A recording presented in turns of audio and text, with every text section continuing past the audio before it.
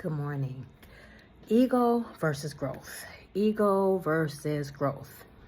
Let's discuss ego first. Contrary to popular belief, ego is really not evil, right? Ego is not evil at all. In fact, ego was really built to protect us. It was built to shield us, particularly like as childhood, right? When you're a child, you don't know how to process rejection. You don't know how to process anger. You don't know how to process correction, right? When you're being corrected. We don't know how to process those things when we're little. And so ego is created in that space. It's created, like that's the inception of ego, right? It's built to protect us. It's not an evil thing, but it is built to protect us. And it's usually built in our childhood when we're experiencing rejection, when we're experiencing correction, when we're experiencing criticism. The problem with that is that we carry it into our adulthood, right? When you carry it into your adulthood, you're still utilizing ego to protect you from something that you don't need protection from anymore.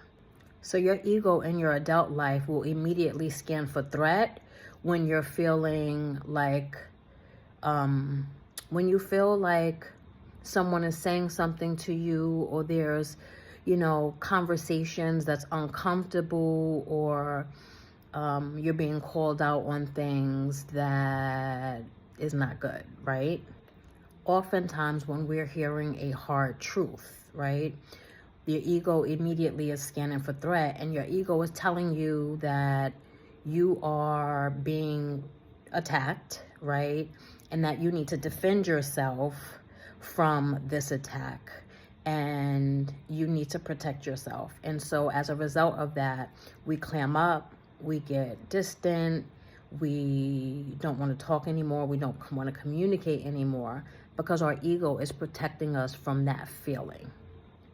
Growth, on the other hand, operates from a completely different frequency.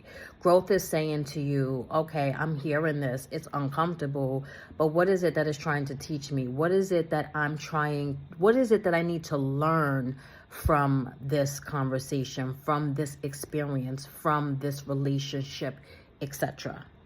Growth requires humility. Basically, bottom line, period, right? Growth requires humility, and humility requires you to not feel like you're the strongest one, you're the smartest one, you're the dopest one in the room, right? That's humility. Humility is saying, in order to have growth, you have to have humility. And having humility means sometimes not being the smartest, sometimes not being the leader, sometimes not being the one who knows everything. The trouble with ego is that ego keeps you cycling. It keeps you cycling into the same situation, same people, different face, different look, same experiences, same, right? That's what ego does, because when you are wrapped in ego, you have to be right. You can't look bad. You have to always be the correct one, right? You always have to be, it's important for everyone to know that you're the smartest, that you're the one who's right, and that's where, oh my God, what is the word? When people grab other people and say, you see, it's that person, right? That's ego. And as long as we stay in that space, there's no room for growth, because as long as you're not willing to pull yourself out of that box that you've been in for a very long time, right? You stay in relationships and situations and groups and places that is going to bow down, or that's going to never challenge you. We will never be able to grow in that space. And that's the difference between ego and growth. So always keep in mind that ego will keep you cycling in the same situations, the same sadness, the same relationships, the same people, the same etc. Whereas growth allows you to have humility, and it allows you to speak your truth. It allows you to say, yeah, I struggled with that in the past.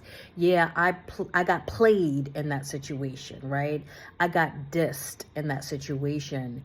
and be okay with that, because that is the only way you can truly grow.